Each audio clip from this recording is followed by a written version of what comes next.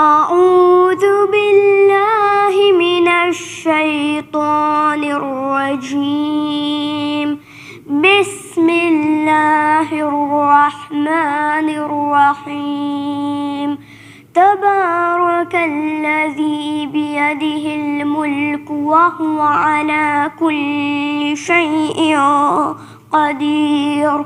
الذي خلق الموت والحياة ليبلوكم أيكم أحسن عملا وهو العزيز الغفور. الذي خلق 7 سماوات طباقا ما ترى في خلق الرحمن من تفاوت فارجع البصر هل ترى من فطور ثم ارجع البصر كرتين ينقلب إليك البصر خاسئا وهو حسير. ولقد زينا السماء الدنيا بمصابيح وجعلناها رجوما للشياطين وأعتدنا لهم عذاب السعير. وللذين كفروا بربهم عذاب جهنم وبئس المصير. إذا ألقوا فيها سمعوا لها شهيقا وهي تفور تكاد تميز من الغيظ كلما ألقي فيها فوج سألهم خزنتها ألم يأتكم نذير قالوا بلى قد جاءنا نذير فكذبنا وقلنا ما نزل الله من شيء إن أنتم إلا في ضلال كبير. وقالوا لو كنا نسمع أو نعقل ما كنا في أصحاب السعير فاعترفوا بذنبهم فسحقا لأصحاب السعير. إن الذين يخشون ربهم بالغيب لهم مغفرة وأجر كبير. وأسروا قولكم أو اجهروا به إنه عليم بذات الصدور. ألا يعلم من خلق وهو اللطيف الخبير. هو الذي جعل لكم الأرض ذلولا فامشوا في مناكبها وكلوا من رزقه وإليه النشور. أأمنتم من في السماء أن يخسف بكم الأرض فإذا هي تمور أم أمنتم من في السماء أن يرسل عليكم حاسبا فستعلمون كيف نذير. ولقد كذب الذين من قبلهم فكيف كان نكير. أولم يروا إلى الطير فوقهم صافات ويقبضن ما يمسكهن إلا الرحمن إنه بكل شيء بصير. أمن هذا الذي هو جند لكم ينصركم من دون الرحمن إن الكافرون إلا في غرور. أمن هذا الذي يرزقكم إن أمسك رزقه بل لجوا في عتو ونفور. أفمن يمشي مكبا على وجهه أهدى أمن يمشي سويا على صراط مستقيم. قل هو الذي أنشأكم وجعل لكم السمع والأبصار والأفئدة قليلا ما تشكرون قل هو الذي ذرأكم في الأرض وإليه تحشرون ويقولون متى هذا الوعد إن كنتم صادقين قل إنما العلم عند الله وإنما أنا نذير مبين فلما رأوه زلفة سيئت وجوه الذين كفروا وقيل هذا الذي كنتم به تدعون قل أرأيتم إن أهلكني الله ومن معي أو رحمنا فمن يجير الكافرين من عذاب عليم قل هو الرحمن آمنا به وعليه توكلنا فستعلمون من هو في ضلال مبين قل أرأيتم إن أصبح ماؤكم غورا فمن يأتيكم بماء معين صدق الله العلي العظيم.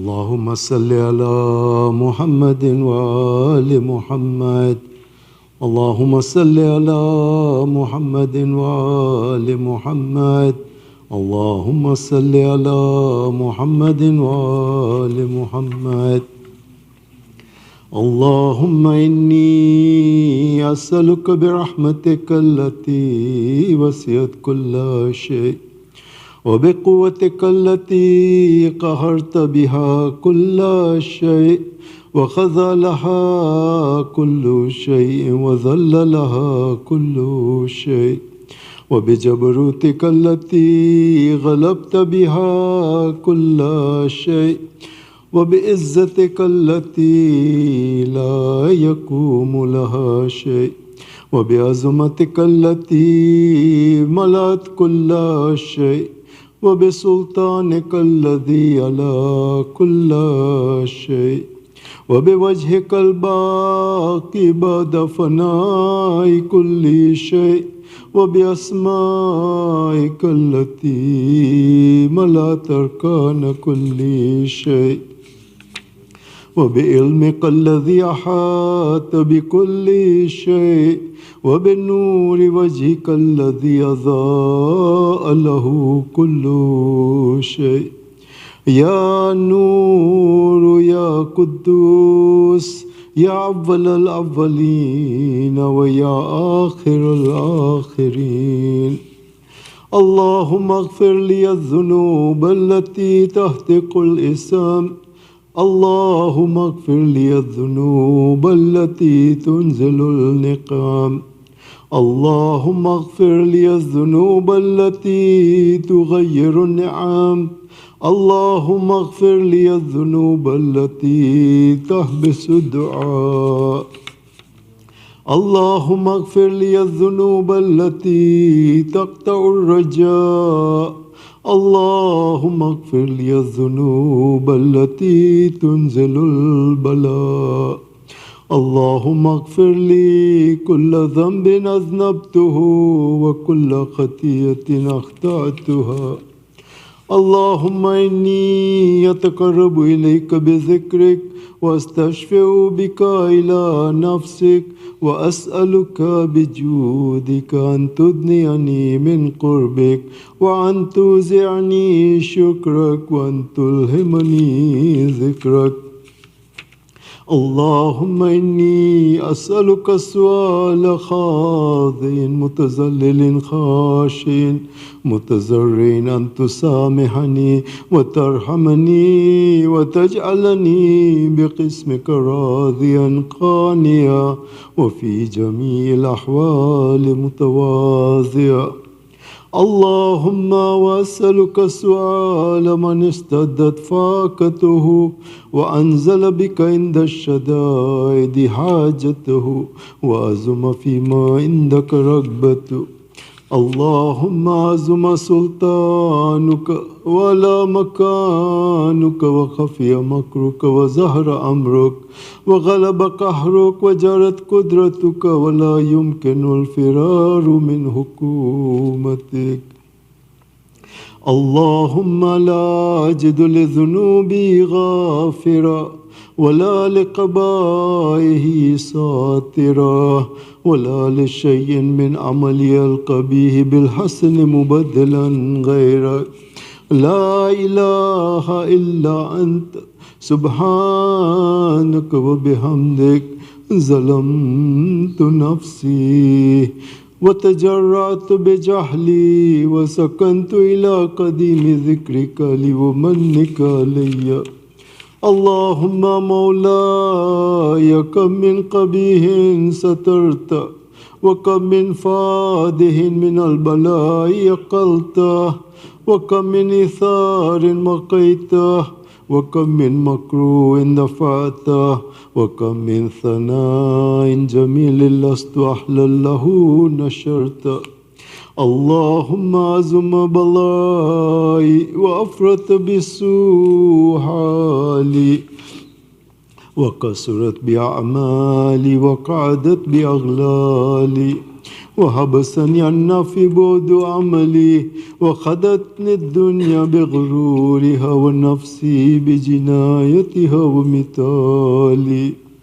يا سيدي فأسألك بعزتك أن لا يحجب عنك دعائي سوء عملي وفعالي ولا تفضحني بخفي ما اطلعت عليه من سري ولا تعاجلني بالعقوبة على ما عملته في خلواتي من سوء فعلي وإساءتي ودوام تفريطي وجهالتي وكثرة شهواتي وغفلتي. وكن اللهم بعزتك لي في كل الأحوال رؤوفا وعلي في جميع الأمور عطوفا. إلهي وربي من لغيرك أسأله كشف ضري والنظر في أمري. إلهي ومولاي أجريت علي حكم اتبعت فيه هوى نفسي ولم أحترس فيه من تزيين عدوي فغرني بما أحوى وأسأده على ذلك القضاء فتجاوزت بما جرى لي من ذلك بعد حدودك وخالفت بعض أوامرك. فلك الحمد علي في جميع ذلك ولا حجة لي فيما جرى علي فيه قضاؤك وألزمني حكمك وبلاؤك. وقد أتيتك يا إلهي بعد تقصيري وإسرافي على نفسي معتذرا نادما منكسرا مستقيلا مستغفرا منيبا مقرا مذعنا معترفا. لا أجد مفرا مما كان مني ولا مفزا أتوجه إليه في أمري غير قبولك عذري وإدخالك إياي في ساعة من رحمتك. اللهم فاقبل عذري وارحم شدة ذري وفكني من شد وثاقي. يا رب ارحم ضعف بدني ورقة جلدي ودقة عزمي. يا من بدأ خلقي وذكري وتربيتي وبري وتغذيتي هبني الابتداء كرمك والسالف برك بي. يا إلهي وسيدي وربي أتراك معذبي بنارك بعد توحيدك وبعد من طوى عليه قلبي من معرفتك ولهج به لساني من ذكرك واعتقده ضميري من حبك وبعد صدق اعترافي ودعائي خاضعا لربوبيتك.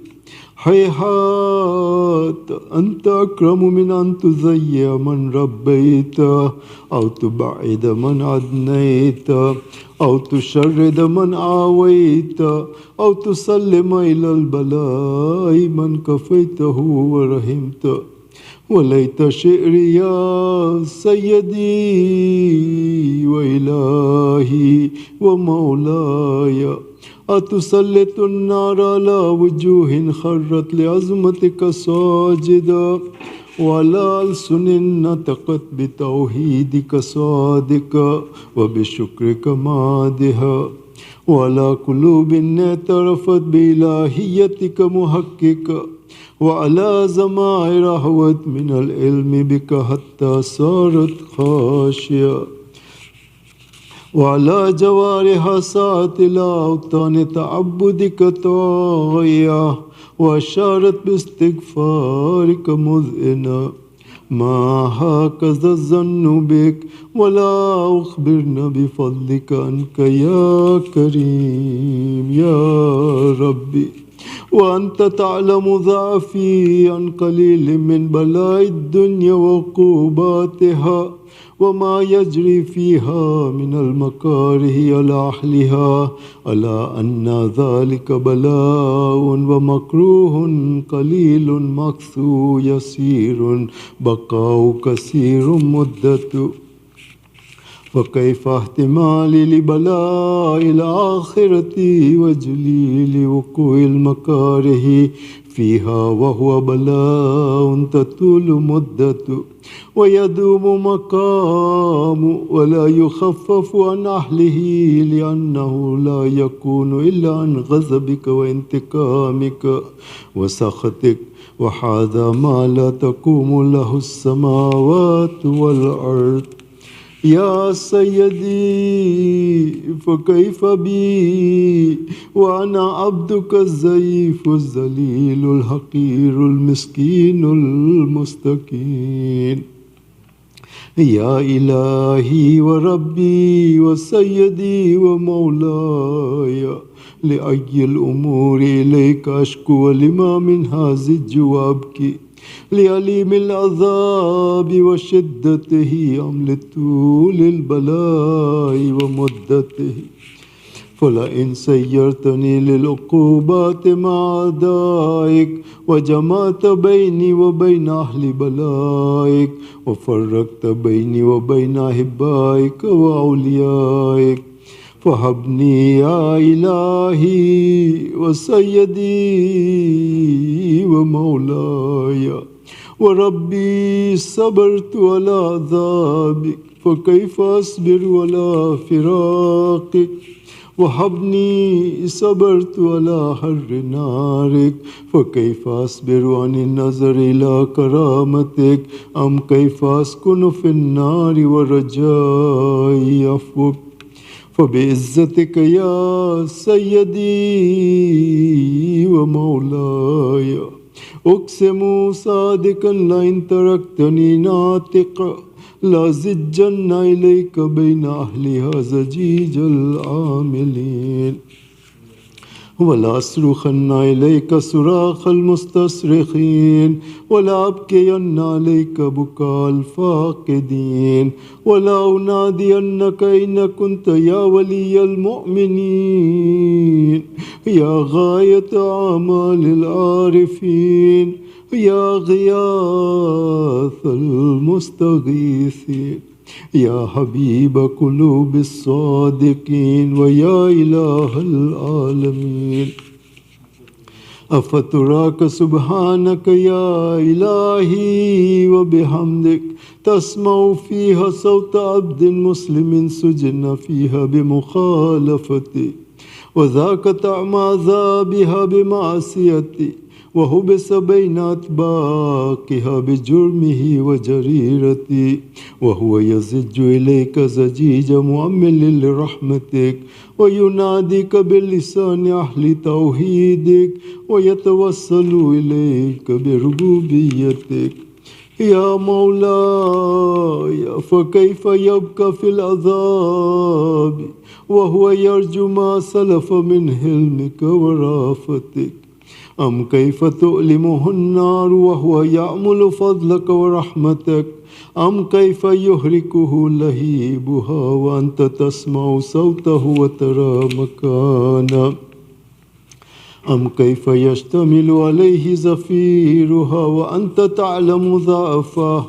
أم كيف يتقلقل بين أطباقها وأنت تعلم صدقه أم كيف تزجره زبانيتها وهو يناديك يا رب أم كيف يرجو فضلك في إتكه منها فتتركه فيها هيهات ما ذلك الظن بك ولا المعروف من فضلك ولا مشبه لما عملت به الموحدين من برك وإحسانك فباليقين أقطع لولا ما حكمت به من تعذيب جاهديك وقضيت به من إخلاد معانديك لجعلت النار كلها بردا وسلاما وما كان لأحد فيها مقرا ولا مقاما لكنك تقدست أسماؤك أقسمت أن تملاها من الكافرين من الجنة والناس أجمعين وأن تخلد فيها المعاندين وأنت جل ثناؤك قلت مبتدئا وتطولت بالإنعام متكرما أفمن كان مؤمنا كمن كان فاسقا لا يستوون إلهي وسيدي فأسألك بالقدرة التي قدرتها وبالقضية التي هتمتها وحكمتها وغلبت من عليه أجريتها أن تهب لي في هذه الليلة وفي هذه الساعة كل جرم أجرمته وكل ذنب أذنبته وكل قبيح أسررته وكل جهل عملته كتمته أو أعلنته أخفيته أو أظهرته وكل سيئة أمرت بإثباتها الكرام الكاتبين الذين وكلتهم بحفظ ما يكون مني وجعلتهم شهودا علي مع جواره وكنت أنت الرقيب علي من ورائهم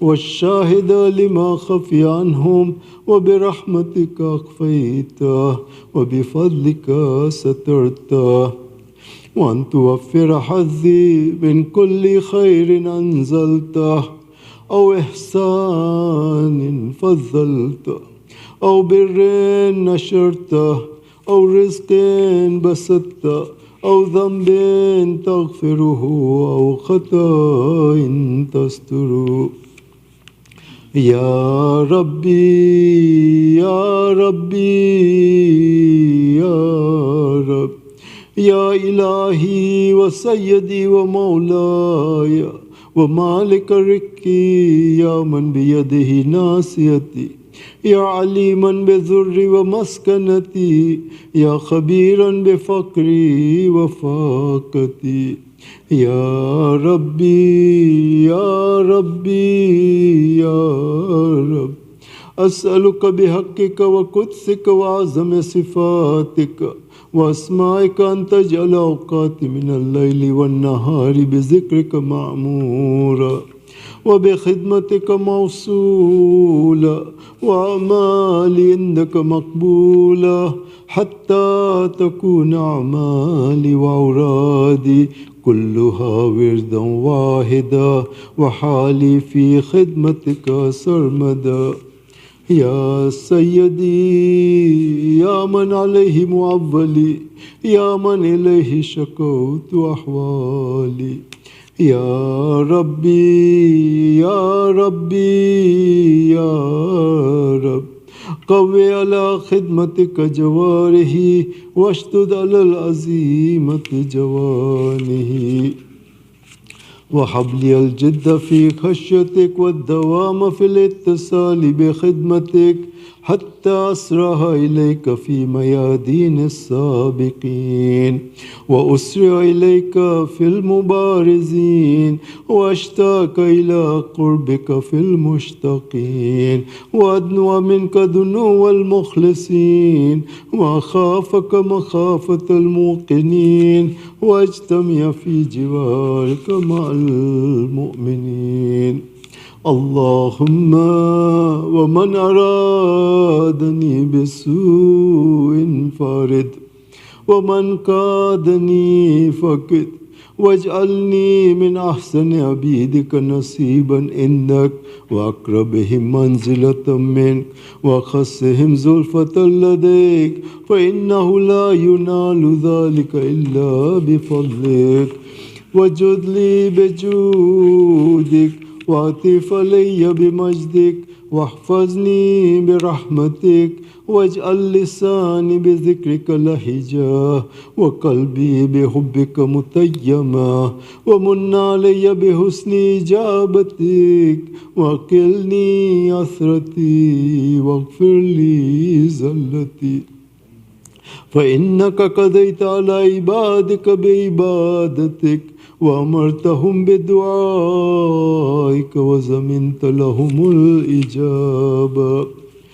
وإليك يا ربي نصبت وجهي وإليك يا ربي مددت يدي فبعزتك استجب لي دعائي وبلغني منايا ولا تقطع من فضلك رجائي واكفني شر الجن والإنس من أعدائي. يا سريع الرضا اغفر لمن لا يملك إلا الدعاء فإنك فعال لما تشاء. يا من اسمه دواء وذكره شفاء وطاعته غنى ارحم من رأس ماله الرجاء وسلاؤه البكاء.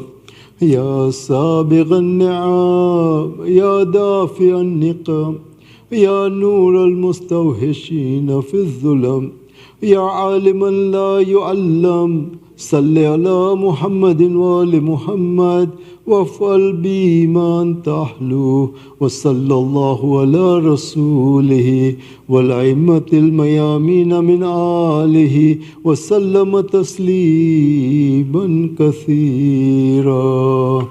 اللهم صل على محمد. سورة المباركة الفاتحة.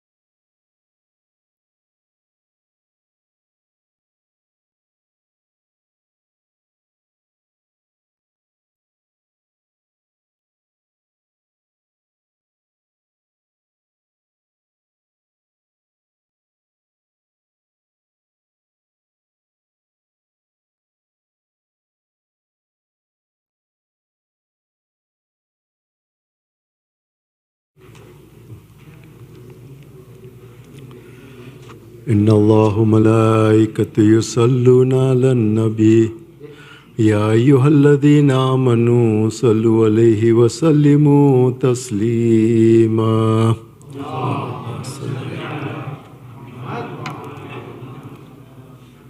الله أكبر الله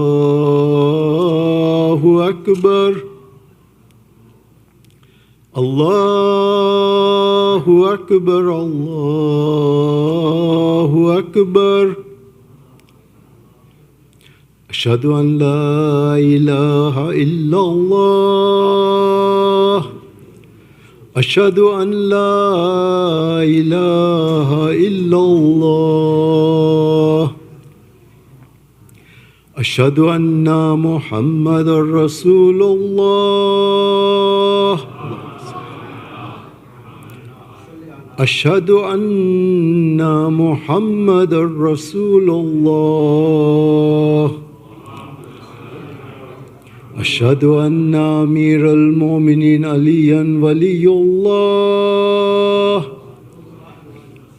أشهد أن أمير المؤمنين وإمام المتقين عليا حجة الله حي على الصلاة حي على الصلاة حي على الفلاح حي على الفلاح حي على خير العمل حي على خير العمل الله أكبر الله أكبر لا إله إلا الله لا إله إلا الله اللهم صل على محمد.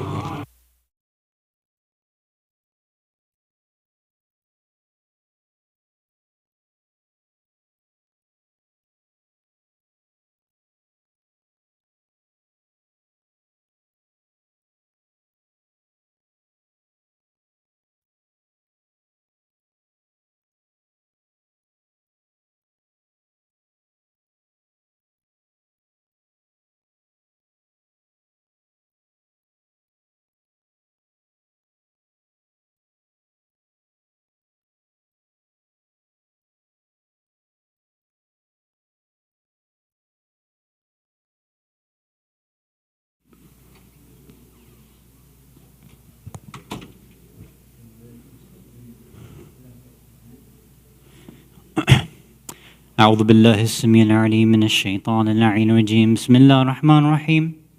الله أكبر الله أكبر. أشهد أن لا إله إلا الله أشهد أن لا إله إلا الله أشهد أن محمد رسول الله صلى الله عليه وآله وسلم. أشهد أن محمد رسول الله صلى الله عليه وآله وسلم وأن عليا ولي الله عليه الصلاة والسلام. حي على الصلاة حي على الصلاة حي على الفلاح حي على الفلاح حي على خير نعمل حي على خير نعمل قد قامت الصلاة قد قامت الصلاة. الله أكبر الله أكبر. لا إله إلا الله.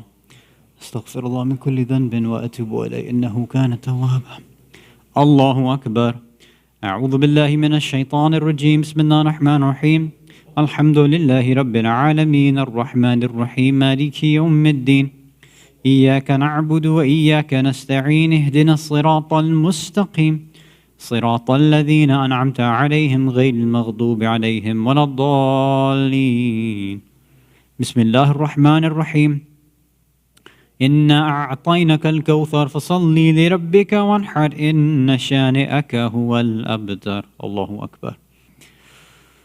سبحان ربي العظيم وبحمده. اللهم صل على محمد وآل محمد.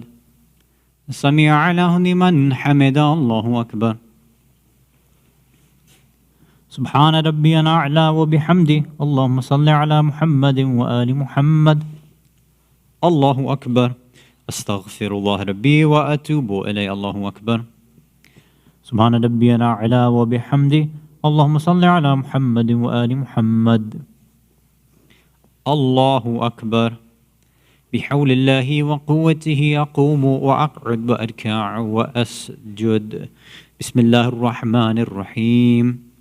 الحمد لله رب العالمين الرحمن الرحيم مالك يوم الدين إياك نعبد وإياك نستعين اهدنا الصراط المستقيم صراط الذين أنعمت عليهم غير المغضوب عليهم ولا الضالين. بسم الله الرحمن الرحيم.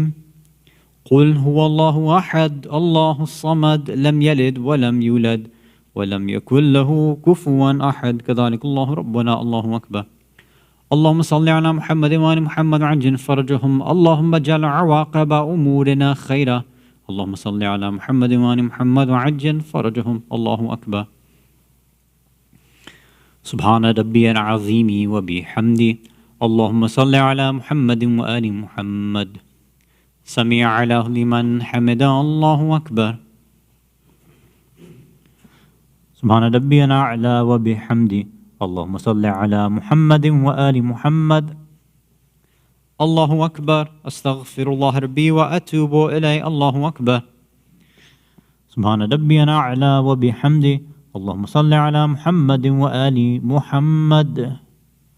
الله أكبر. الحمد لله.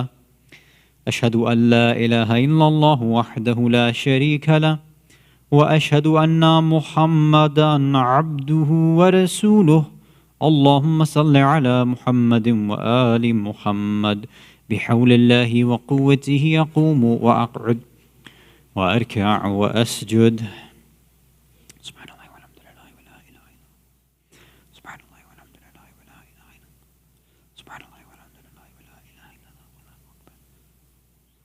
أستغفر الله من كل ذنب وأتوب إليه. الله أكبر. سبحان ربي العظيم وبحمده. اللهم صل على محمد وآل محمد. سمع الله لمن حمده. الله أكبر. سبحان ربي الأعلى وبحمده.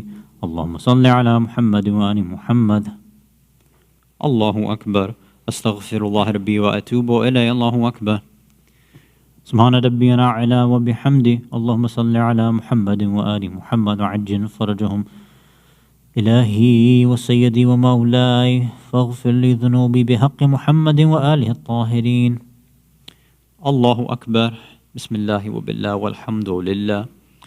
أشهد أن لا إله إلا الله وحده لا شريك له وأشهد أن محمدا عبده ورسوله.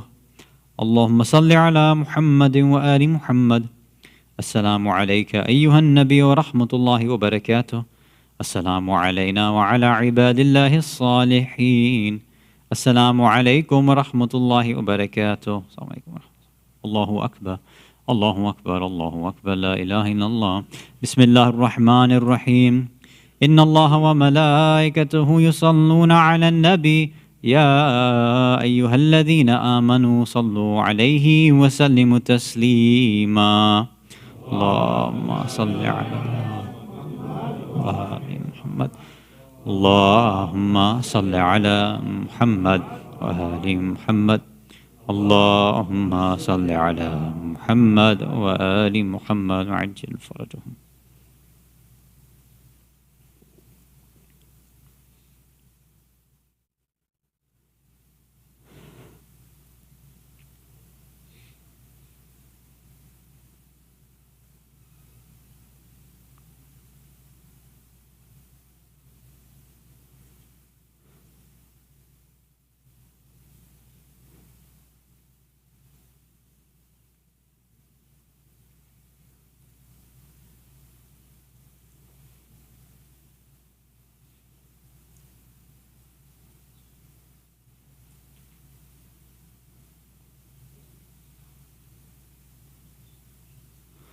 لا إله إلا الله. أعوذ بالله من الشيطان الرجيم. بسم الله الرحمن الرحيم. أستغفر الله الذي لا إله إلا هو الحي القيوم ذو الجلال والإكرام وأتوب إليه. أستغفر الله الذي لا إله إلا هو الحي القيوم ذو الجلال والإكرام وأتوب إليه.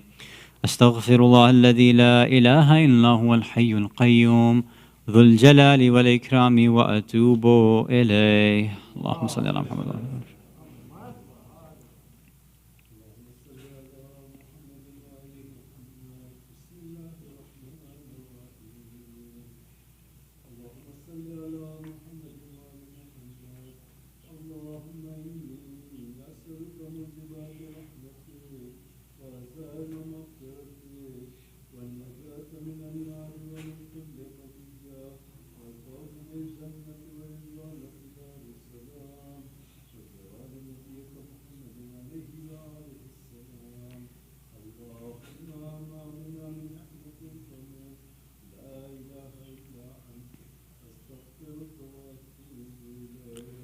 اللهم صل على محمد وآل محمد وعجل فرجه.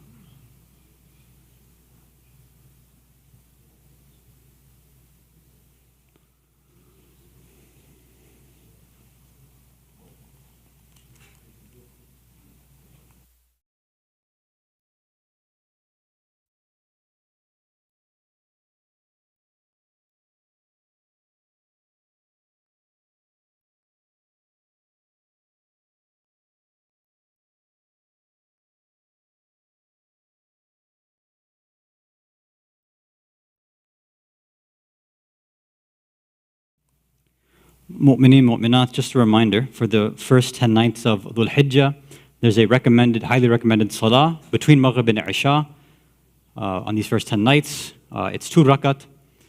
After you do Fatiha and Ikhlas, then you recite Surah 7, A'raf, ayah number 142, which begins with وَوَعَدْنَا مُوسَى ثَلَاثِينَ لَيْلَةً. So you just recite that part and both the rak'atain, and that's it. So whoever would like to recite that, you can recite that on your own, inshallah.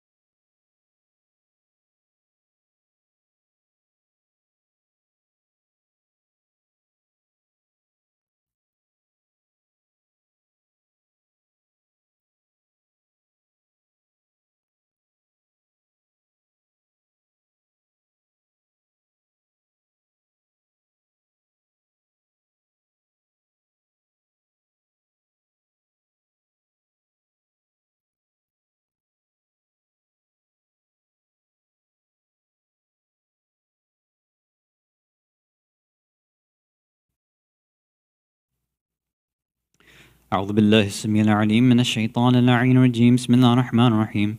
الله أكبر الله أكبر. أشهد أن لا إله إلا الله أشهد أن لا إله إلا الله أشهد أن محمد رسول الله صلى الله عليه وآله وسلم.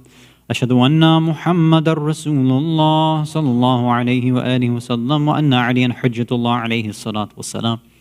حي على الصلاة حي على الصلاة حي على الفلاح حي على الفلاح حي على خير عمل حي على خير عمل قد قامت الصلاة قد قامت الصلاة. الله أكبر الله أكبر. لا إله إلا الله. استغفر الله من كل ذنب وأتوب إليه إنه كان توابا. الله أكبر. أعوذ بالله من الشيطان الرجيم. بسم الله الرحمن الرحيم. الحمد لله رب العالمين الرحمن الرحيم مالك يوم الدين إياك نعبد وإياك نستعين اهدنا الصراط المستقيم صراط الذين أنعمت عليهم غير المغضوب عليهم ولا الضالين. بسم الله الرحمن الرحيم. والعصر إن الإنسان لفي خسر إلا الذين آمنوا وعملوا الصالحات وتواصوا بالحق وتواصوا بالصبر. الله أكبر. سبحان ربي العظيم وبحمده. اللهم صل على محمد وآل محمد. سبحان الله سبحان الله سبحان الله. سمع له لمن حمده. الله أكبر. سبحان ربي الأعلى وبحمده. اللهم صل على محمد وآل محمد. الله أكبر. أستغفر الله ربي وأتوب إليه. الله أكبر. سبحان ربي الأعلى وبحمده. اللهم صل على محمد وآل محمد. الله أكبر. بحول الله وقوته أقوم وأقعد وأركع وأسجد. بسم الله الرحمن الرحيم. الحمد لله رب العالمين الرحمن الرحيم مالك يوم الدين إياك نعبد وإياك نستعين اهدنا الصراط المستقيم صراط الذين أنعمت عليهم غير المغضوب عليهم ولا الضالين. بسم الله الرحمن الرحيم. قل هو الله أحد الله الصمد لم يلد ولم يولد ولم يكن له كفوا أحد. كذلك الله ربنا. الله أكبر. اللهم صل على محمد وآل محمد وعجل فرجهم. ربنا فاغفر لنا ذنوبنا وكفر عنا سيئاتنا وتوفنا مع الأبرار. اللهم صل على محمد وآل محمد وعجل فرجهم. الله أكبر. سبحان ربي العظيم وبحمده. اللهم صل على محمد وآل محمد. سمع له لمن حمده. الله أكبر. سبحان ربي الأعلى وبحمده. اللهم صل على محمد وآل محمد. الله أكبر. أستغفر الله ربي وأتوب إليه. الله أكبر. سبحان ربي الأعلى وبحمده. اللهم صل على محمد وآل محمد. الله أكبر. الحمد لله. أشهد أن لا إله إلا الله وحده لا شريك له وأشهد أن محمدا عبده ورسوله. اللهم صل على محمد وآل محمد. بحول الله وقوته أقوم وأقعد وأركع وأسجد. سبحان الله والحمد لله ولا إله إلا الله. سبحان الله والحمد لله ولا إله إلا الله. سبحان الله والحمد لله ولا إله إلا الله.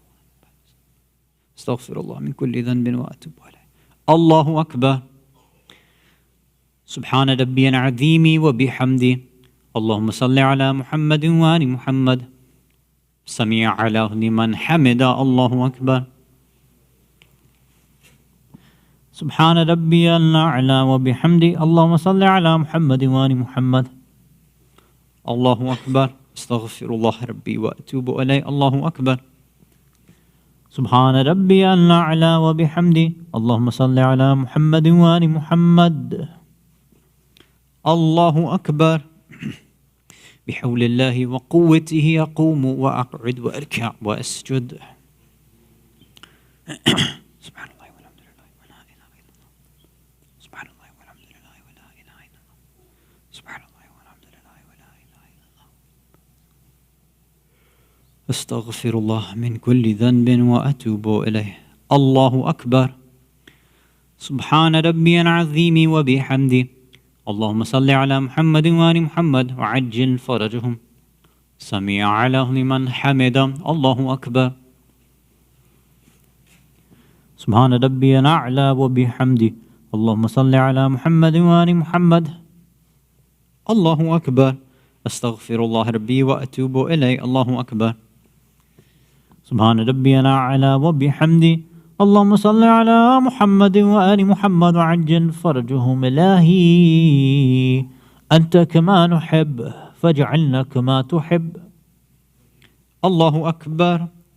بسم الله وبالله والحمد لله. أشهد أن لا إله إلا الله وحده لا شريك له وأشهد أن محمدا عبده ورسوله. اللهم صل على محمد وآل محمد. السلام عليك أيها النبي ورحمة الله وبركاته. السلام علينا وعلى عباد الله الصالحين. السلام عليكم ورحمة الله وبركاته. السلام عليكم. الله أكبر. الله أكبر. لا إله إلا الله. بسم الله الرحمن الرحيم. إن الله وملائكته يصلون على النبي يا أيها الذين آمنوا صلوا عليه وسلموا تسليما.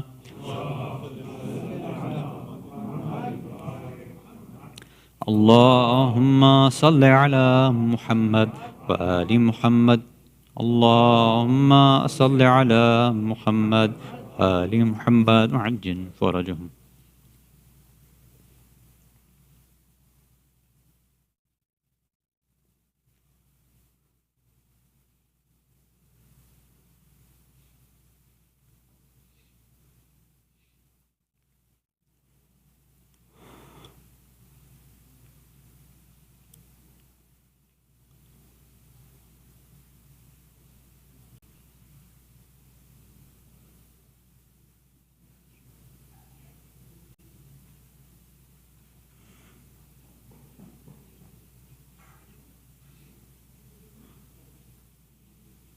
لا إله إلا الله. أعوذ بالله من الشيطان الرجيم. بسم الله الرحمن الرحيم.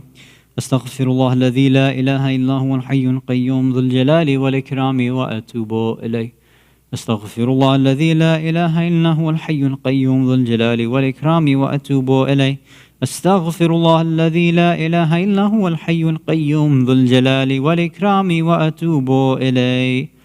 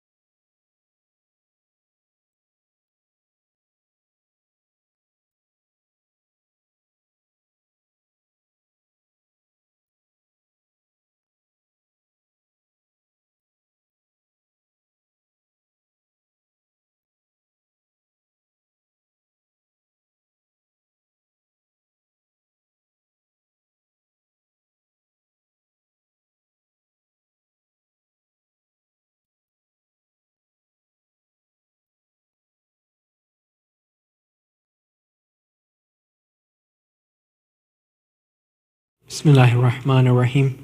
Sayyid Hasan Rizvi, respected elders, dearest brothers and sisters in Iman, Assalamu alaikum, Jamii wa rahmatullahi wa barakatuh.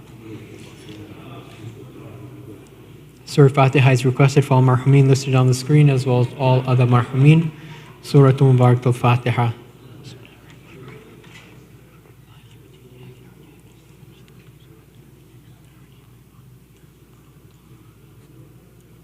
Shifa Maries is requested for all those in need here and elsewhere, as well as those listed on the screen. Let us recite together. Bismillahir Rahmanir Rahim. أَمَّن يُجِيبُ الْمُضْطَرَّ إِذَا دَعَاهُ وَيَكْشِفُ السُّوءَ أَمَّن يُجِيبُ الْمُضْطَرَّ إِذَا دَعَاهُ وَيَكْشِفُ السُّوءَ أَمَّن يُجِيبُ الْمُضْطَرَّ إِذَا دَعَاهُ وَيَكْشِفُ السُّوءَ أَمَّن يُجِيبُ الْمُضْطَرَّ إِذَا دَعَاهُ وَيَكْشِفُ السُّوءَ أَمَّن يُجِيبُ الْمُضْطَرَّ إِذَا دَعَاهُ وَيَكْشِفُ السُّوءَ. Ya Allah. This Saturday, July 2nd, there will be a program here at 9 p.m. with Sayyid Hasan Rizvi titled How to Live in the West as a Muslim Youth. This program is open to all ages 15 through 35. Let us now invite Sayyid Hasan Rizvi to please come forward for tonight's majlis by Muhammad wa ali Muhammad salawat.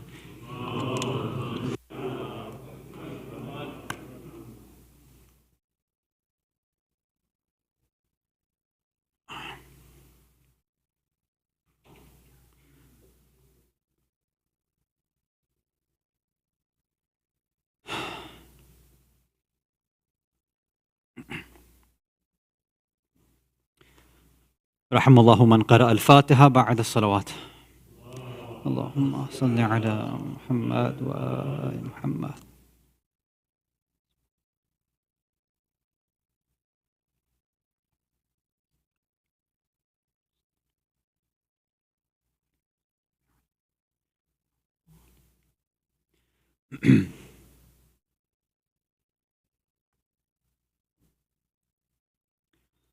أعوذ بالله السميع العليم من الشيطان اللعين الرجيم. بسم الله الرحمن الرحيم وبه نستعين. لا حول ولا قوة إلا بالله العلي العظيم والحمد لله رب العالمين والصلاة والسلام على أشرف الأنبياء والمرسلين خاتم النبيين شفيع المذنبين رحمة للعالمين سيدنا ونبينا أبي القاسم المصطفى محمد. اللهم صل على محمد وآل محمد. ثم الصلاة والسلام والتحية والإكرام على أهل بيته الطيبين الطاهرين المعصومين المظلومين ولعنة الله على أعدائهم أجمعين من الأولين والآخرين إلى قيام يوم الدين. أما بعد. صلوات على محمد وآل محمد.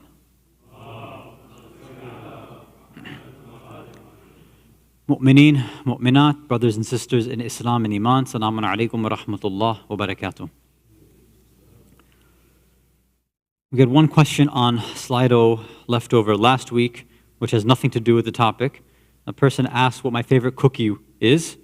Probably either double chocolate chip or do you mean calling double chocolate? Or they have these cookies and cream ones where it's chocolate and then they shove it with like cookies and cream frosting. So that would be my favorite. Thank you for your question. Salawat ala Muhammad wa ala Muhammad. Okay. We've been going through the various proofs, or lack thereof, of these progressive, liberal, kind of new existential movements by some Islamic speakers. And one of their main ideas is that the aql, the intellect, using your rationality and logic is a source of truth, and that is one of the main things you need in order to come and then say that we can change some of the ahkam and the sharia in Islam. And we went through some of the ideas so far. We said, okay, can we use the aql at all? We said, obviously the aql has been praised. The intellect using rationality has been praised. We know we're supposed to.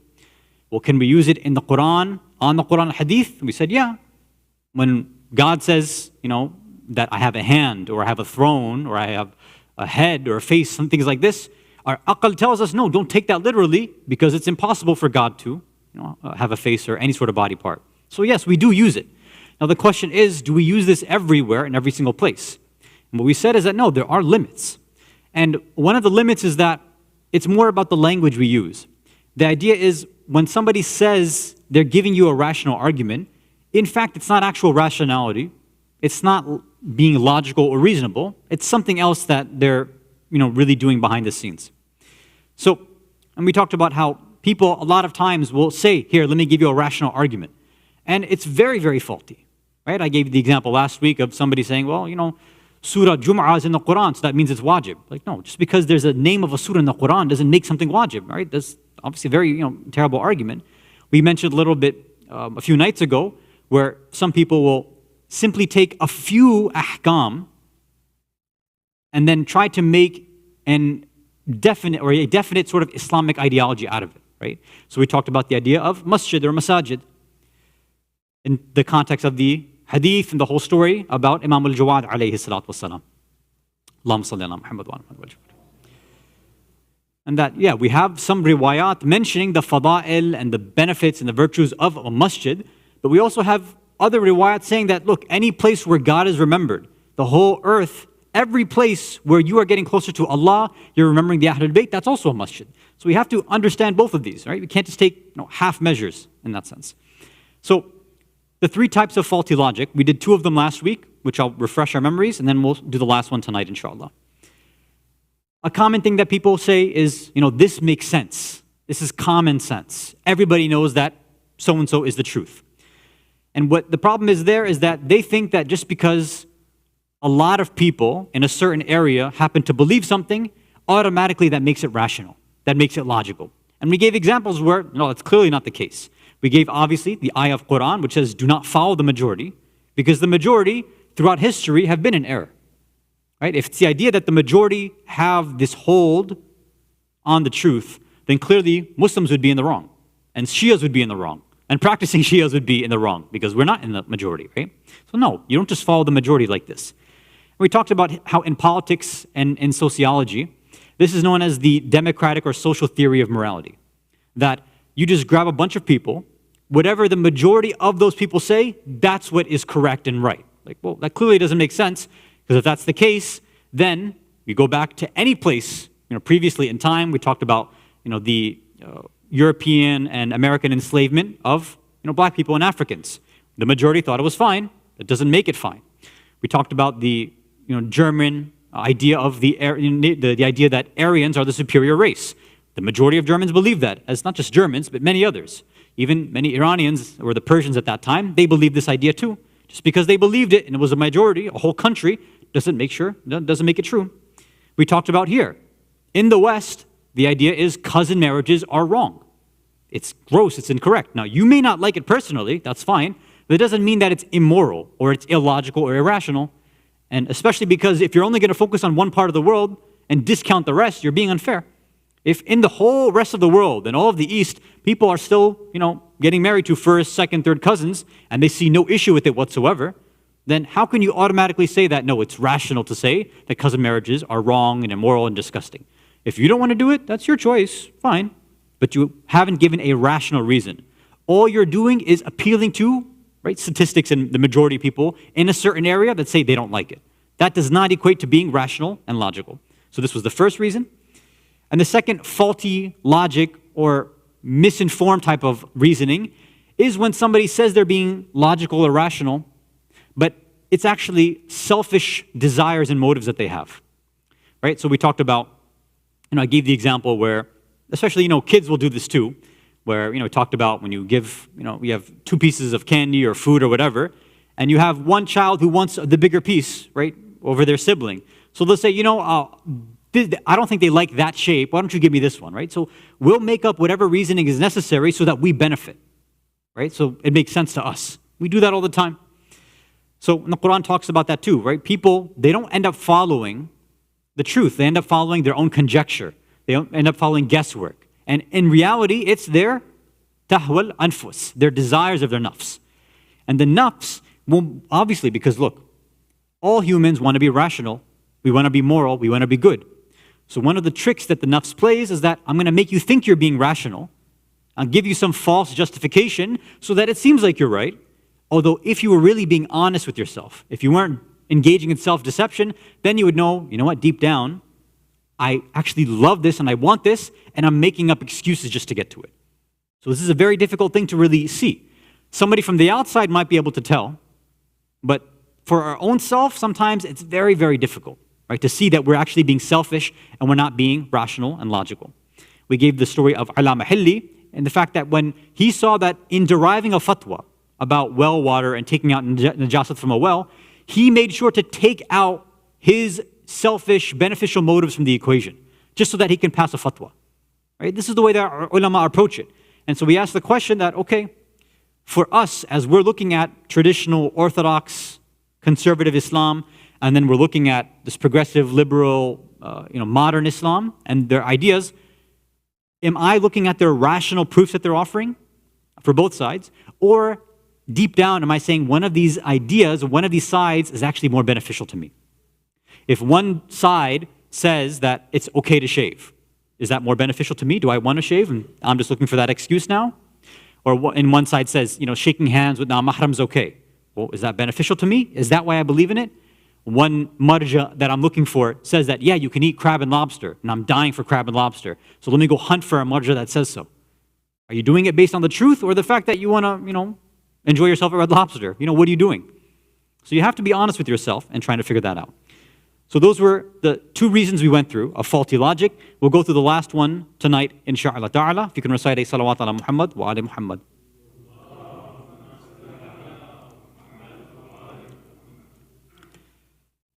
For the past 2 years, 2+ years, the normal way that you and I have interacted with one another in social situations, in public, has drastically changed. So for example, if in 2019, if I was sitting here and I went, on the minbar, or I coughed, or I sneezed, then you really wouldn't think much of it, right? You probably wouldn't pay attention. It wouldn't bother you, right? Now, for the past 2+ years, 2.5 years, the minute somebody just a little bit, a tiny little cough, or a sneeze, or a runny nose, or something, everybody starts freaking out. And the first thing that jumps to their mind is that this guy's got COVID, or this girl's got COVID. Now, the question is that rational and logical to believe that, or not? And over here, what we need to understand is this. There's a difference between being rational and logical, in the strictest sense of the word, and having reasons and being justified for what you're saying. Right? Rationalization is different than justification. So, if again, you hear me, my throat is itchy or I'm coughing or sneezing, whatever, are you justified to assume that maybe he has COVID? Yeah, right? Because it's possible, because you know that, okay, itchy throat, coughing, sneezing, these are some of the symptoms. So you are justified in believing that, maybe Hasan has COVID, maybe. Are you justified in saying he 100% absolutely has it? No. And see, that's the difference. You can offer reasons and justify your opinion, but that does not automatically mean it's 100% true. Because there's certain variables that you're missing. Even if we take it to the extreme, let's say, you say, Hasan, your throat is scratchy, we heard you, grumbling a little bit, we saw you coughing, why don't you go take a test? Okay, so let's go say, I go home, I take a rapid at-home test. It comes out negative. Does that automatically mean I don't have COVID? Even there, I can justify and say, look, I don't have COVID because I have a reason, I have an at-home test, it came out negative. Somebody else can respond with good reason too and say, look, we know that rapid tests are not 100% foolproof, right? So they could be wrong too. Like you have something going on there. Maybe you have to go to PCR. So in both of our minds, we're offering evidence, we're offering reasons and justifications, but we still haven't gotten to the truth yet. So then, whatever, I go get PCR, comes out positive. Then you might, you say Allahu Akbar for that? Yeah. So it comes out positive. I haven't taken a test, by the way. I'm not giving you secret information or anything. So it comes out positive, then you respond, see, I told you, it was positive. Does that still mean 100% without a shadow of a doubt that I'm positive? No, not necessarily, because even PCR tests, right, they have, plus or minus whatever it is, right, about, how correct or incorrect they could be. And then you can go farther and farther and farther. The idea is justifying yourself, and giving reasons is fine. And that's how we go about our life, right? We give reasons, we justify it. That's okay. But that does not necessarily mean you have access to 100% rational truth. What rational, logical truth is something that is no different than saying 1 + 1 = 2. Now, 1 + 1 = 2, when you understand that, you can apply that in every single situation, right? If I say 1 + 1 = 2, you can also say 1 apple + 1 apple equals 2 apples. Or I can say, 1 person + 1 person equals 2 people. You can take that principle and apply it everywhere. It's a rational, certain idea in mathematics, and you can apply that to anything else in the world, even if you've never even come in contact with it, right? Let's say you've never met anybody from Papua New Guinea. I say, let's say you take one tribe from Papua New Guinea and take another tribe. How many tribes do you have? Should be 2 tribes, obviously, right? Because 1 + 1 is 2. What if somebody said, well, you've never been there, so how do you know what the tribes are like? That doesn't matter. There's a rational, logical principle that's true universally, every single time. So it doesn't matter where you apply it, it's going to be true in every single case. Or you can use it for geometry as well too, right? A triangle is going to have 3 sides. So every time I say, look, any triangle that exists out in the world, it's going to have 3 sides. It doesn't mean I have to go and look at every single triangle out in the world, because I know the universal, rational, logical principle of what is defined as a triangle. And now anytime somebody tells me, there's this whatever city in, France, and the roads, whatever, it's shaped like a triangle, I can automatically now say that, yes, it must have 3 sides then. If I'm assuming this person knows what they're talking about and they know their shapes. Then I know that. I don't have to go and visit France. Now, how this is going to matter to us is that when we're talking about somebody, again, trying to say that, look, we're looking at rational proofs in Islam, we want to use the aql and start to maybe change some of the rulings and the sharia. Say, okay, what you're doing, is it a universal, rational, logical principle, or do you have half evidence or partial evidence? Are you just justifying and reasoning out a few different variables there? Or do you have the full picture, right? These are 2 different things. Hopefully that's clear for you. Now, I want to show you, just and allude to this in the Quran, in Surah Al-Isra, Surah 17, ayah number 36. We're going to go through this. If you can recite it, Salawat ala Muhammad wa ala Muhammad.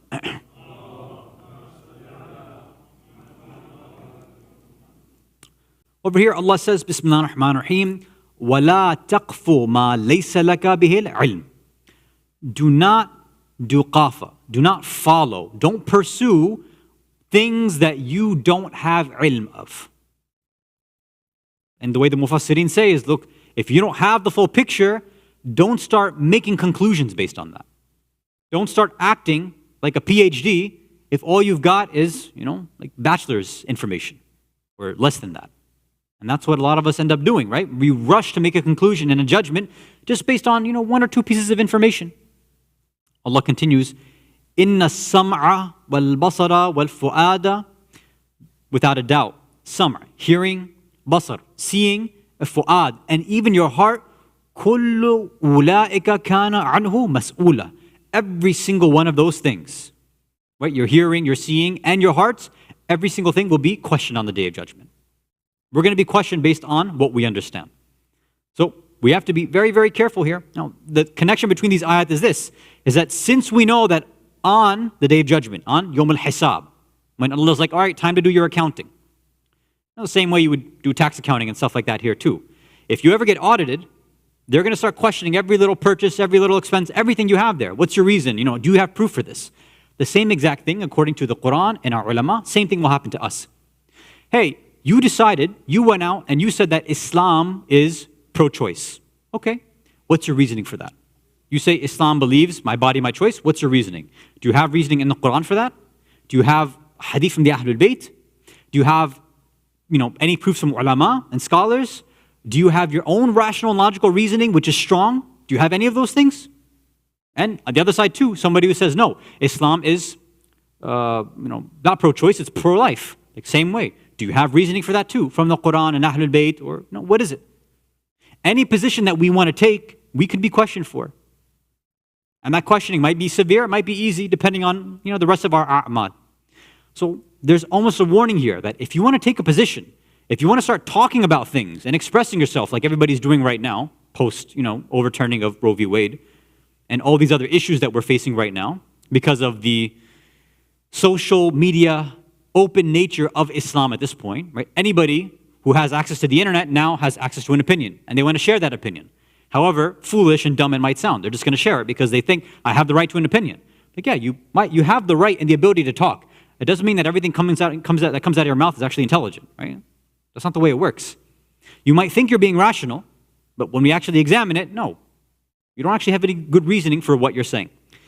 And it's not simply that having that half knowledge might get you in trouble on the day of judgment. It might get you in trouble here in the dunya too, right? Half knowledge can be very, very dangerous. I'm sure many of you have heard this story before. They say that there's this one person who his dream was to be a pilot. Right? All he wanted to do was be a pilot. Unfortunately, for whatever reason, he couldn't go to school, right, flight school. He couldn't do any of that. Didn't have enough money. So in the meantime, he said, you know what? I still need to be around planes anyway. So he decided to take a job as one of those crew members who cleans planes. Like, okay, if I can't fly it, then let me try to be around it as much as possible. So he had been working for years and years, saving up to one day hopefully be a pilot, right? So one day, normally when he's in there, when he's on these flights, he would go into the cockpit, he would talk to the pilots and try to get, just a glimpse of all the controls and the gadgets and everything that's going on, because, obviously one day he wanted to do that. Now one day, as he's cleaning the plane, he notices that everybody else, all the flight attendants, all the crew, even the pilots are gone. Right? Because normally he goes in the cockpit, there's other people there. No, there's nobody there. And when he's there, he notices that there's a book there.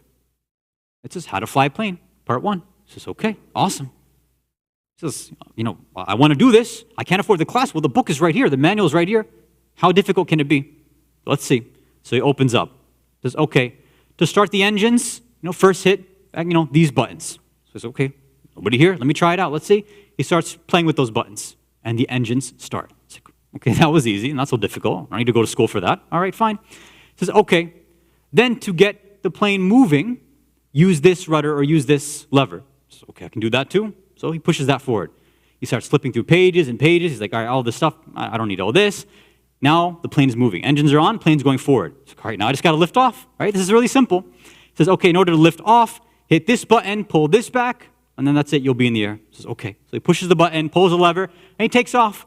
He's like, you see, this wasn't very difficult at all. Now he's flying around a little bit. He's like, okay, now time for me to get back home. So he figures out the steering, turns around a little bit. He says, okay, now figuring out how to land. So he's flipping through. It gets to the end of the book. It says, in order to learn how to land, please refer to Part 2. Part 2 was, of course, on the plane, and we know what his end would be. The thing is this, half knowledge is more dangerous than no knowledge. If you have no knowledge about something and you're honest about it, then you'll be honest, like, okay, I don't know what I'm talking about, I don't know anything. But if you have half knowledge, it can be very, very dangerous. And what we see here is that not just the general public and lay people, but even these speakers that are there, what they try to do is make conclusions based on half knowledge. What they are offering in terms of their proofs and their ideas, again, it sounds rational, but all it is justifications. Now let me give an example of one of their ideas about hijab specifically, if you can recite a salawat ala Muhammad wa ala Muhammad.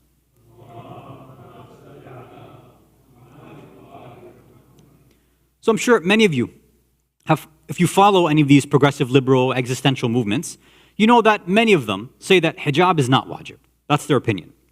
You look, okay, well, what's their reasoning? And they pretty much all have the exact same reasoning. They said, look, why? Let's get to the essence, the spirit of the law. Why was hijab revealed? Why was it made incumbent upon those women back then, those Arab women?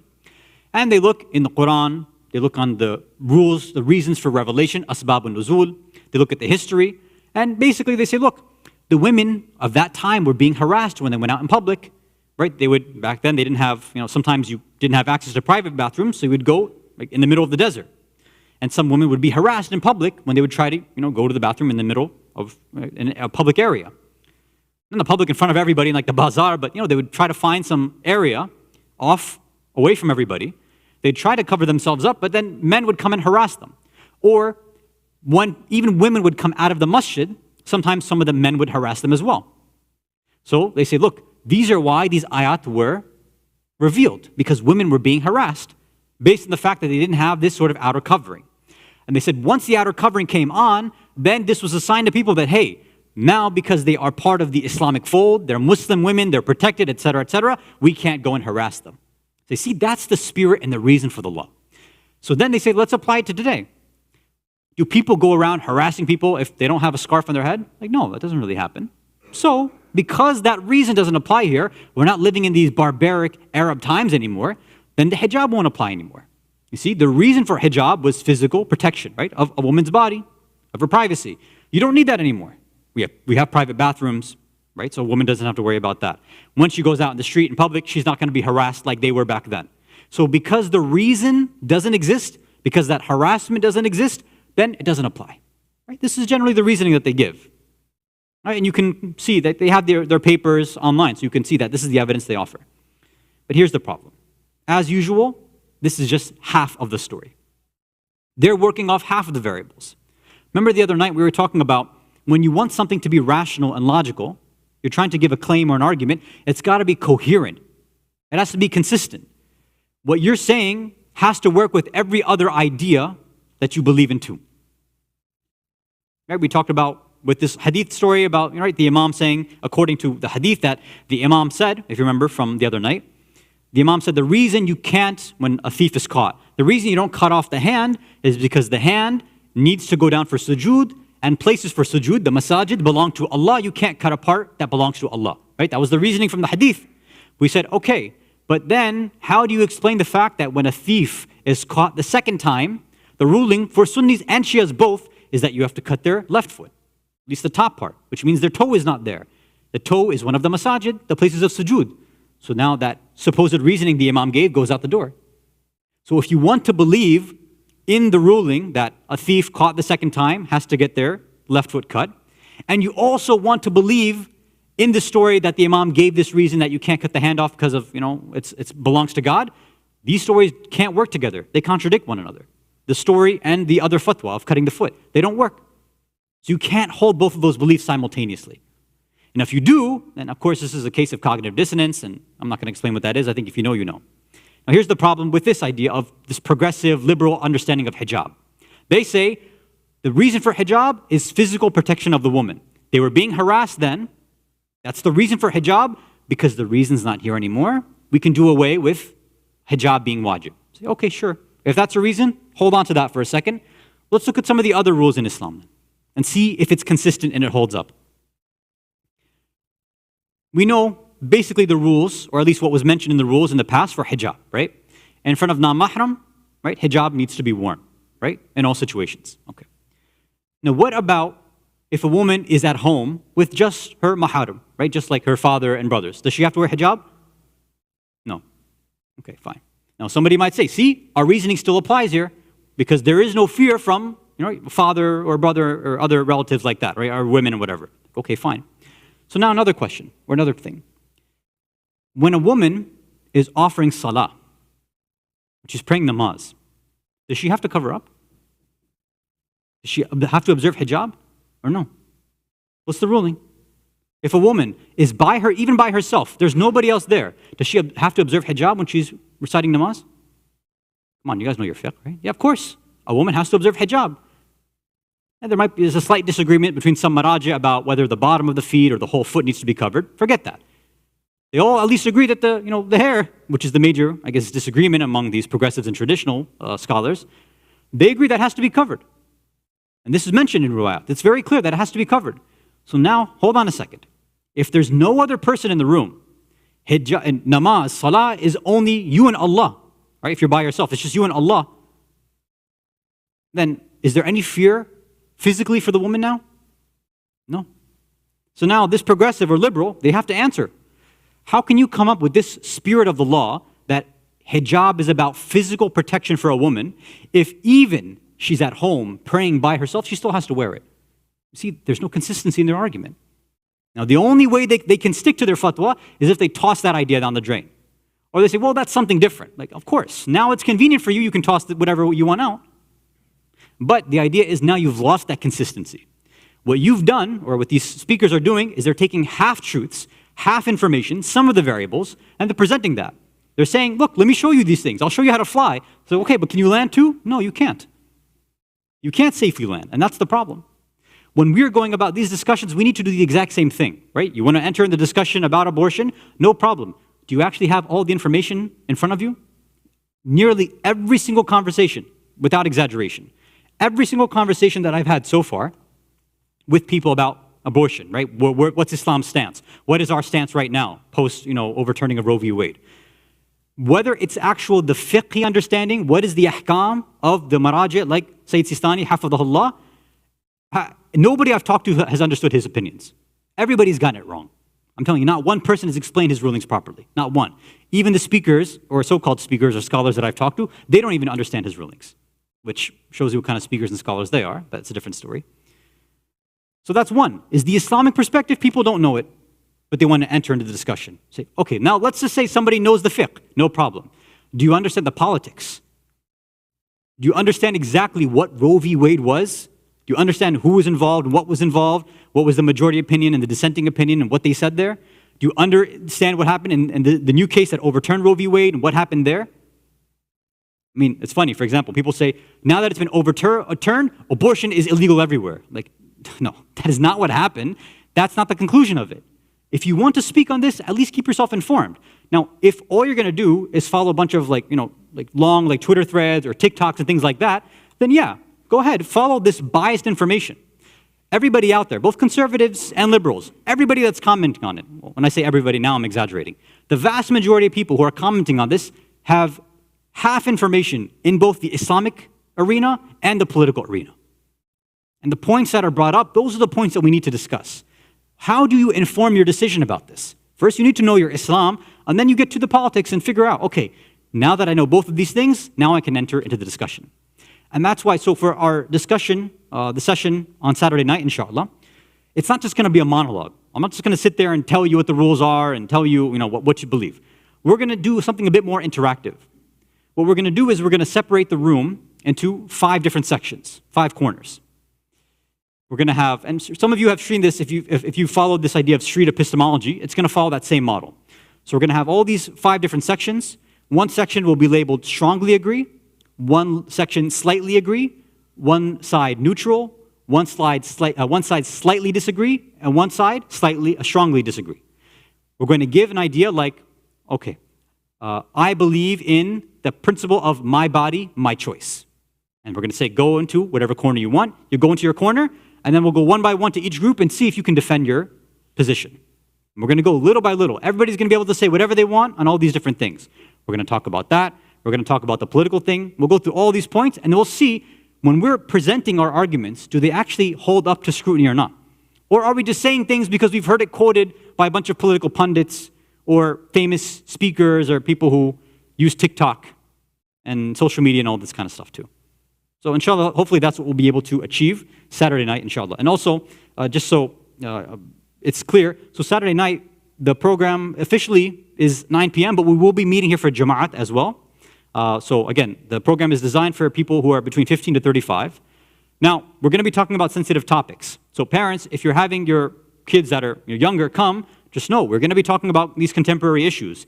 If you are not comfortable with them hearing that, then obviously don't have them come. At the same time, they already know what's going on. They're already hearing it. It's already been discussed. And this whole past month of June, it's already been bombarded and they've been already filled with the propaganda anyway. So you're already late to the game if you don't want them to hear it because they've already been given pretty much only the left liberal side anyway. So we need to present all the different sides, hear out all the arguments, and hopefully we'll try to figure out if we can come to some sort of idea of how we can understand and analyze the truth in a more rational, justified way. Inshallah ta'ala. Salawat ala Muhammad wa ala Muhammad.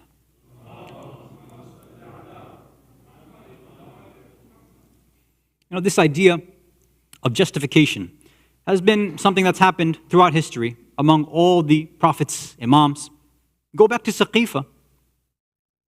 Their arguments for the people who were there were rational and logical to them too, wasn't it? They gathered together. These are people who knew they were there at Ghadir. It's not like they didn't know about that.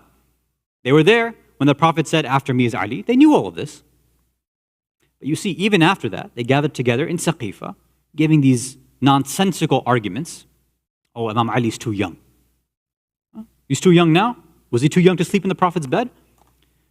Was he too young to be on the battlefield fighting while all of you are running away? Now he's too young all of a sudden to lead the ummah? Oh, the other arguments, they say, he smiles too much. He's too happy. An Arab leader needs to be strong. They need to be fierce and vicious. Right? These are the arguments they gave. And unfortunately, people bought into it. And that same justification, what happened? It spread out into the people. And the people, even though they were also there for Ghadir, after they say, okay, this person, he's taken power, what are we supposed to do? Even though, okay, I heard Ghadir, my belief is, Imam Ali should be the leader, but I can't force my belief on other people, can I? How can I force my ideas on other people? Oh, everybody else has decided one thing. You see, Bibi Fatima was going door to door, knocking on people's doors, saying, did you forget what you believe in? Did you forget the bay'ah that you gave on Ghadir? You forgot all of this. And you see, on one side we see Bibi Fatima, and the last moments of her life is knocking on people's doors, trying to get them towards Ali. And then towards the end of her life, we see they come back knocking on her door, banging on her door, setting her door on fire, knocking it down. A door falling on her, lighting the house on fire, killing her unborn child, dragging Imam Ali through the streets. We see that our ideas, the positions we take, they have an effect on everyone. We have to figure out, are we those who are going to stand for truth and what we believe in, or are we going to let these oppressive policies from back then and even now continue on and on and on? على لعنة الله على قوم الظالمين وسيعلم الذين ظلموا أي منقلب ينقلبون إنا لله وإنا إليه راجعون رضا بقضائه وتسليما لأمره صلوات الله محمد وآل محمد.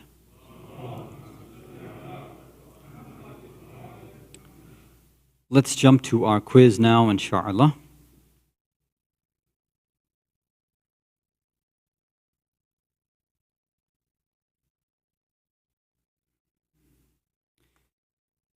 Okay, so Assalamu alaikum to everybody. Somebody who's stolen my identity again. Dr. Strange, Jum'ah Mubarak, Abbas Sulaiman, Steve Jobs, Qambar, Hasan with 2 S's. Specialists, me, Abbas Fida, Diuji, RJ, Mikhail, A, Ladda, Amar Ali, Labbaik Imam, KSI 313, Abu with 2 U's, abortion against, grammar against too, I guess, right? Sleepy, SSMPS, I don't know what that is. Sakina, Salawat, RMJ, Bruce _ Wayne, Microwave. Oh, very interesting names today. Very interesting. We have both Marvel and DC represented today. Interesting. Okay, let's begin, inshallah. If you travel over 28 miles, in which situation below would your salah be qasr? Going to gamble, hunting for sport, staying at a place for over 10 days, or none of the above? Assuming you go over 28 miles, which of these situations would your salah be qasr? Meaning you got to cut your 4 into 2.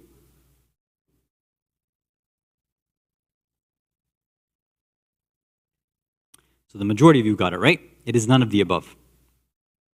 Now some of you may be a bit confused as to why this would be the case. So going to gamble, most of you at least didn't put that, because we know that if you travel for the purposes of haram, you have to pray full. Now, whether somebody who's traveling to do haram is caring about their salah in the first place is another question, but yeah. So if you're going to Vegas, I don't know if the first thing on your mind is, well, I better make sure I pray my salah in full now, but anyway. Staying there for over 10 days, that was the easy one. Right, obviously, if you stay there for over 10 days, it would be full. So I don't know why 25% of you thought that would be qasr. That's very strange, right? Hunting for sport. So we mentioned the ruling last week. Sayyid Sistani, hafidhahullah, different than other marajid, believes that all forms of hunting are allowed. Now, the difference here is this. Even though hunting for sport is allowed, it's not haram, because of one specific riwayah that exists that talks about this topic, it says that if you go and hunt for sport, not for any other reason, if you hunt for sport on that trip, if you're over 28 miles, then you have to pray full. It's very interesting, and there's a whole legal discussion on why that's the case. So even though it is allowed, you have to pray full there.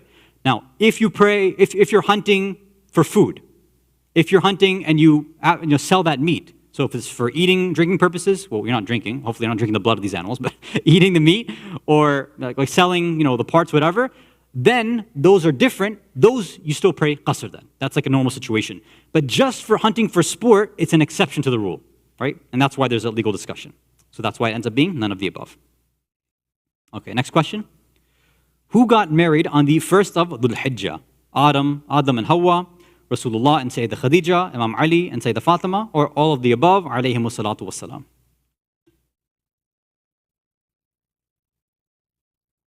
Whose Aqdun Nikah was recited on the first of Dhul Hijjah?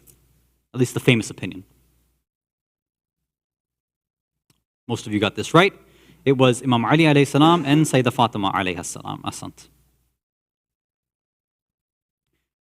Imam al-Jawad alayhi salam is reported to have said, who are the ghuraba? I mean, which people? The lonely strangers. Is it my Shia are ghuraba? They're strangers, they're lonely. The Ahlul Bayt are people who are gharib and ghuraba. The ulama are gharib and ghuraba, or non-khojas in a khoja jamaat.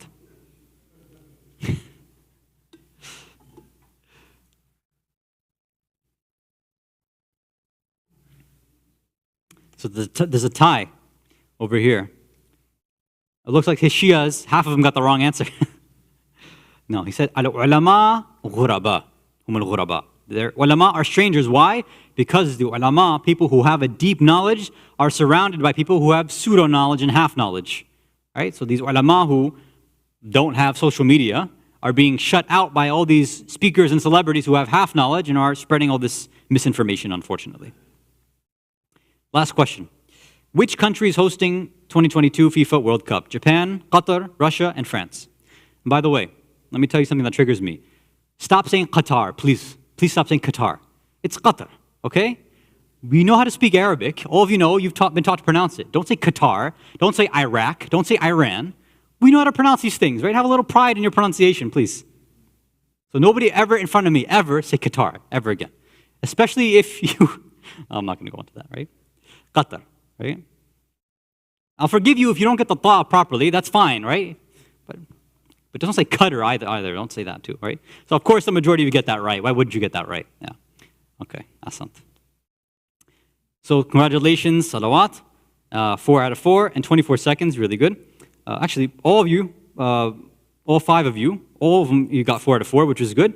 Specialist, 36 seconds, tied with limits aqal, 36 seconds. Abortion against, also 4 out of 4, 43. Oh, you also tied for 3rd place with Abu. Okay, hopefully, again, those aged 15 to 35. Now, I don't know how strict people are going to be on that, but the idea is, if you're a lot older, please don't come to this session, because the uncles and aunties, when they come, they shut down a little bit, right? If people of that older 35 plus range are interested in having a separate session and discussion on these kind of topics, like abortion or Pride Month or LGBTQ or any of these more sensitive topics, then request it. We can set up a separate session for that, inshallah. Walhamdulillahi Rabbil Alameen. Wa sallallahu ala Sayyidina Muhammad wa ala ahli baytihi at-tayyibin at-tahirin.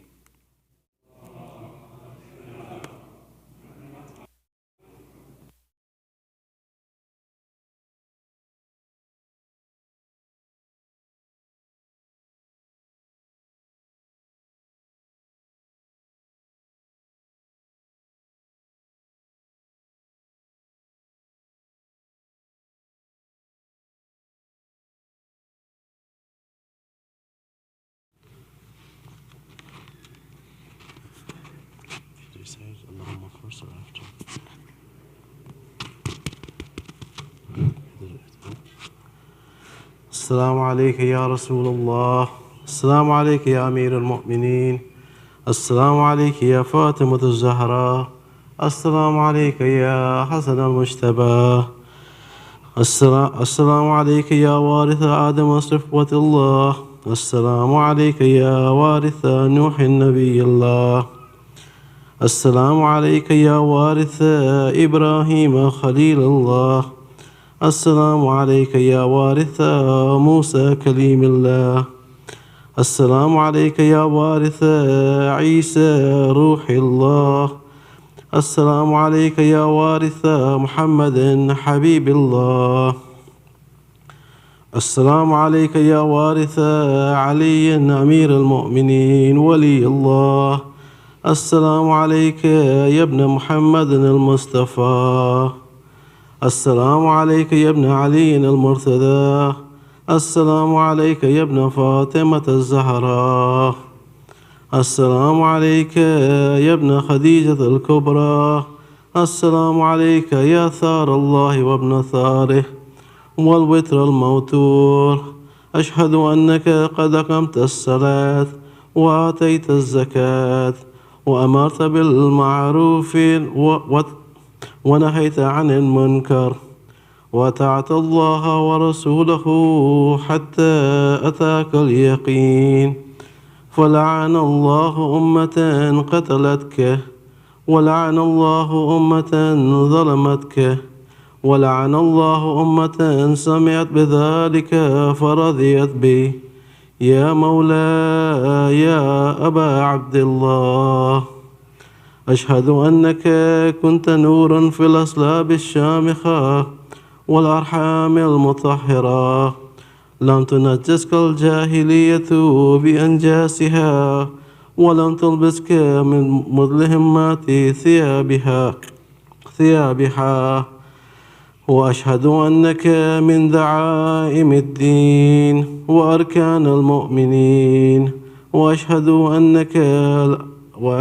أنك الإمام البر التقي الرضي الزكي الهادئ المهدي. وأشهد أن الأئمة من ولدك كلمة التقوى وأعلام الهدى والعروة الوثقى والحجة على أهل الدنيا. وأشهد الله وملائكته وأنبياءه ورسله أني بكم مؤمن وبيا بكم موقن بشرائع ديني وخواتيم عملي، وقلبي لقلبكم سلم وأمري لأمركم متبع. صلوات الله عليكم وعلى أرواحكم وعلى أجسادكم وعلى أجسامكم وعلى شاهدكم وعلى غائبكم وعلى ظاهركم وعلى باطنكم. السلام عليك يا ابن رسول الله. السلام عليك يا ابن نبي الله. السلام عليك يا ابن أمير المؤمنين. السلام عليك يا ابن حسين الشهيد. السلام عليك أيها الشهيد. السلام عليك أيها المظلوم وابن المظلوم. لعن الله أمة قتلتك ولعن الله أمة ظلمتك ولعن الله أمة سمعت بذلك فرضيت به. السلام عليكم يا أولياء الله وأحباءه. السلام عليكم يا أصفياء الله وأوداها. السلام عليكم يا أنصار دين الله. السلام عليكم يا أنصار رسول الله. السلام عليكم يا أنصار أمير المؤمنين. السلام عليكم يا أنصار فاطمة سيدتي نساء العالمين. السلام عليكم يا أنصار أبي محمد الحسن بن علي ولي الناصح. السلام عليكم يا أنصار أبي عبد الله. بأبي أنتم وأمي طبتم وثابت الأرض التي فيها دفنتم وفزتم فوزا عظيما. فيا ليتني كنت معكم فأفوز معكم. السلام عليك يا أبا الفضل العباس ابن أمير المؤمنين. السلام عليك يا ابن سيد الوصيين. السلام عليك يا ابن أول قوم إسلاما وأقدم إيمانا وأقومهم بدين الله وأحوثهم على الإسلام. أشهد لقد نصحت لله ولرسوله ولأخيك، فنعم الأخ المواصي. فلعن الله أمة قتلتك، ولعن الله أمة ظلمتك، ولعن الله أمة استحلت منك المحارم وانتهكت حرمة الإسلام. فنعم الصابر المجاهد المحامي الناصر، والأخ الدافع عن أخيه المجيب إلى طاعة ربه الراغب فيما زهد فيه غيره من الثواب الجزيل والثناء الجميل. والحقك الله بدرجة آبائك في جنات النعيم. اللهم إني تعرضت لزيارة أوليائك رغبة في ثوابك ورجاء لمغفرتك وجزيل إحسانك، فأسألك أن تصلي على محمد وآله الطاهرين، وأن تجعل رزقي بهم دارة وعيش بهم قارة وزيارتي بهم مقبولة وحياتي بهم طيبة، وأدرجني إدراج المكرمين، واجعلني ممن ينقلب من زيارة مشاهد أحبائك مفلحا منجحا قد استوجب غفران الذنوب وستر العيوب وكشف الكروب، إنك أحلى التقوى وأحلى المغفرة. السلام عليكم ورحمة الله وبركاته. السلام عليك أئمة المسلمين علي بن الحسين ومحمد بن علي وجعفر بن محمد وموسى بن جعفر وعلي بن موسى ومحمد بن علي وعلي بن محمد والحسن بن علي. السلام عليك يا حجة ابن الحسن يا صاحب الزمان. السلام عليك يا خليفة الرحمن. عجل الله تعالى فرجك وسخر الله تعالى مخرجك وظهورك، واجعلنا من أنصارك ورحمة الله وبركاته. اللهم كن لوليك لحجة ابن الحسن صلواتك عليه وعلى آبائه في هذه الساعة وفي كل ساعة وليا وحافظا وقائدا وناصرا وذليلا وعينا، حتى تسكنه أرضك ثوى وتمتئه فيها طويلا.